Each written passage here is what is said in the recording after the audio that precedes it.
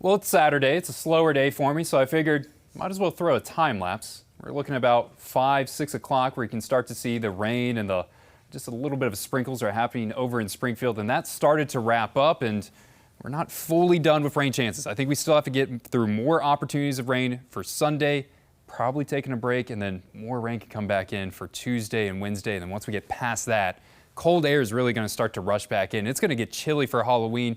That's how it always works out. We get to this time of the year, we have warmth to start off October, and then really that cold air settles in at the time that you don't want it. Temperatures right now, 55 degrees. Last night we only cooled down to 52. I think that's going to be pretty similar for where we are for tonight. So not the coldest night in the world. If you're too stubborn to turn your heat on, you put an extra blanket and be just fine. But we do have these fast winds. You see the tower cam shaking a little back and forth. Still have some activity on satellite radar. We're starting to wrap it up. We're waiting, trying to finish this wave of rain and wait till the next one that arrives on Sunday morning. But most of the rain right now is focused for areas that are north of Highway 60, with a band of showers getting closer into Rolla, getting closer to the I-44 corridor, just moving out of Texas County.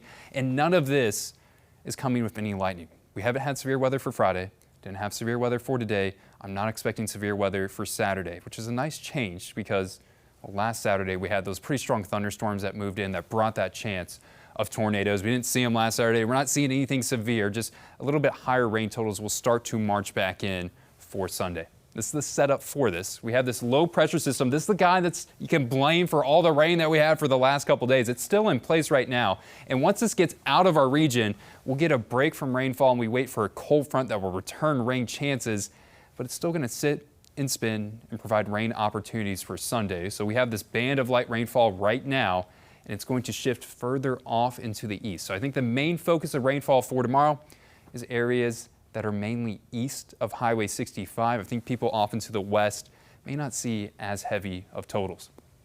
That's how it looks on radar. We'll go kind of step by step on the futurecast. Rain starts to move in from the south for areas mainly off into the east to kick off that sunrise hour on Sunday. I think some of this rain can reach as far as Springfield. And I think once you get past Springfield for areas further off into the west, probably light showers, sprinkles, not expecting anything beyond that. The bulk of rain will start to arrive in that early morning hour. Then by the time we get later into Sunday, we're going to start wrapping it up, and it's going to become more hit or miss with those shower chances. And that's our big opportunity to rain. Once we get past that, we will keep the gray skies. We will keep the cold temperatures for Monday. And here comes another kind of cold front that marches in on Tuesday with another opportunity of rain for both Tuesday and Wednesday. So it plays out where I think it's about 60% chance of rain for Sunday. If you live further off to the east, let's say your number's higher than 60%. Not expected to see it for Monday, and then about a 40 and 30% chance on Wednesday.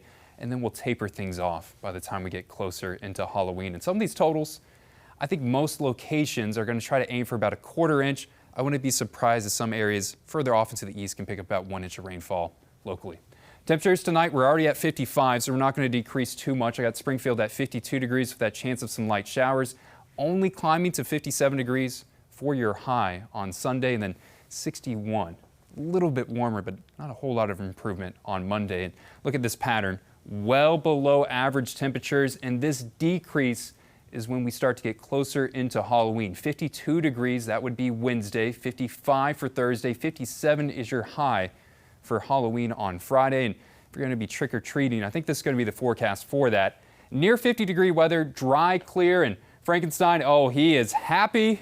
He won't have to deal with any rainfall for Halloween. Let's pull up that full 7-day forecast. I do want to mention by the time we're getting on the back half of this, Wednesday, Thursday, Friday, cold air marches in, and look at these lows, 38, 39, 37. We haven't had our first official frost.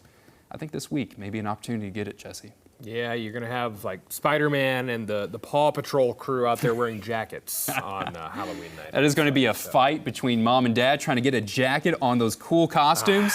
Yeah, I don't want to wear the jacket, Mom. Yeah, it's not that cold out, Mom. It's only 50 degrees. It's not cold. Let me go trick or treat. At least it'll keep the candy from melting in the bag. We can say that for sure. All right, Matt, thanks. Well, the latest